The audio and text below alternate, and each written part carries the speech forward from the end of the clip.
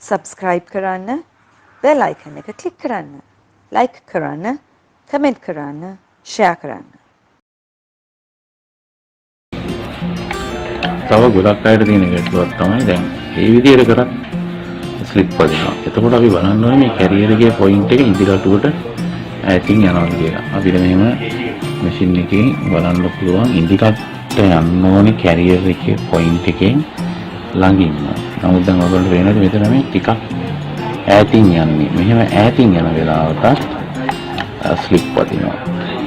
ඉදිරියටව සහ career point එක බොහෝම ළඟින් තමයි යන්න ඕනේ. එහෙම නැත්නම් මේ තියෙන ඔබට පේනවා ඇති දැන් කැරියර් එක මේ ඉදිකටුවට ගොඩක් ඈතින් යන්නේ. ඒ කියන්නේ අනිත් ඒ තමයි පේනවා මේ කැරියර් එක එක්ක බලපුවාමත් දුරින් යන්නේ සහ නීඩල් බාර් එක ඉදිකට හයි කරපුවාම පේනවා ඉදිකටුව වම් පැත්තට බරයි වගේ. ඒ කියන්නේ නීඩල් බාර් එක පොඩ්ඩක් ඇද වෙලා තියෙනවා. ඒකට ඒ නිසා තමයි මෙතනදී මේ ස්ලිප් වෙන්න බලපාන්නේ. කැරියර් එක ළඟට ඉදිකටුව යන්නේ නැහැ. ඉදිකටුව මැෂින් එකට හයි කරපුවාම ඉදිකටුව කැරියර් එකෙන් ඈත තියෙනවා. ඉතින් මේක චෙක් කරනකොට ජරා බාල ඉදිකටු දාලා වැඩි චෙක් කරන්න එපා. සිංගර් 20/40 සිංගර් බ්‍රෑන්ඩ් එකේ 20/45 සයිස් 14 ඔරිජිනල් ඉදිකටුව දාලා තමයි මේක චෙක් කරන්න ඕනේ. කඩේ වල තැන් තැන් වල තියෙන කොළ කැරියර් වල ඔතලා දෙන ජරා ඉදිකටු දාලා මේක චෙක් කරන්න එපා. ඉතින් දැන් මේ විදිහට ඉඳ තිබුණොත් අපිට මේක නිවැරදි කරගන්න තියෙන එකම එක ක්‍රමයක් විතරයි. මම ඒකත් පෙන්නන්නම් දැන්. මේ ඔන්න දැන් පැහැදිලි. ඔන්න දැන් ඔබට පැහැදිලිව පෙනේ මේ ඉදිකටුව සිදුරේ වම් පැත්තට බර වෙලා තියෙනවා. ඒ කියන්නේ අනිවාර්යෙන් කැරියර් එකෙන් ඈත් වෙලා තියෙනවා. මෙහෙම තියෙනකොට ස්ලිප් වදිනවා. ඉතින් අපි කරන්න ඕනේ මෙතෙන්දී අපිට පේනවා මේ නීඩල් බාර් එකේ ඇදයක් තමයි තියෙන්නේ.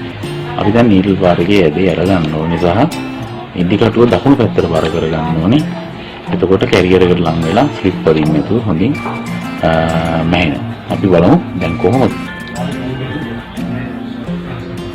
මෙතනදී අපි කරන්න ඕනේ නීඩල් බාර් එක උඩරින්ම උඩට උස්සලා නීඩල් බාර් එකේ යට මේ නීඩල් ක්ලෑම්ප් එකේ මෙතනට තට්ටුවක් දානවා.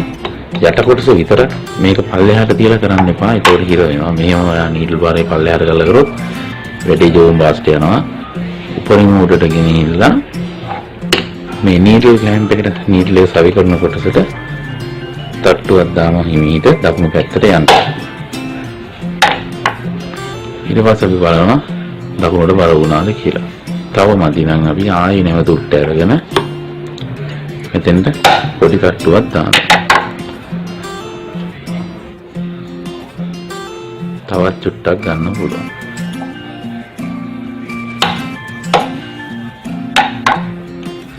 බැරි වෙලා හරි වැඩිපුර ගියොත් දකුණු පැත්තට තට්ටු කරන්න ආයේ නීඩල් ක්ලෑම්ප් එක වම් පැත්තට එන්නේ. එතකොට වම් පැත්තට එනවා.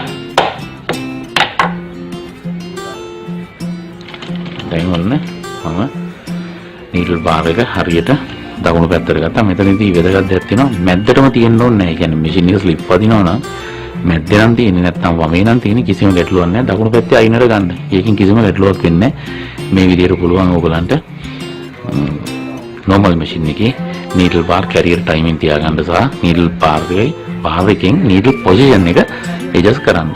ඉතින් මේ දෙක කවුරුත් කියලා දෙන දේවල් ටිකක් නෙමෙයි මම දැන් මේ කියලා දුන්නේ.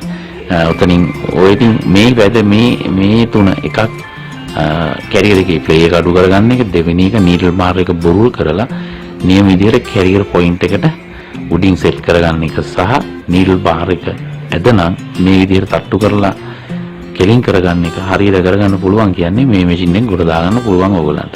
හොඳට වීඩියෝ එක නැවත බලලා හොඳට මේක ඉගෙන ගන්න.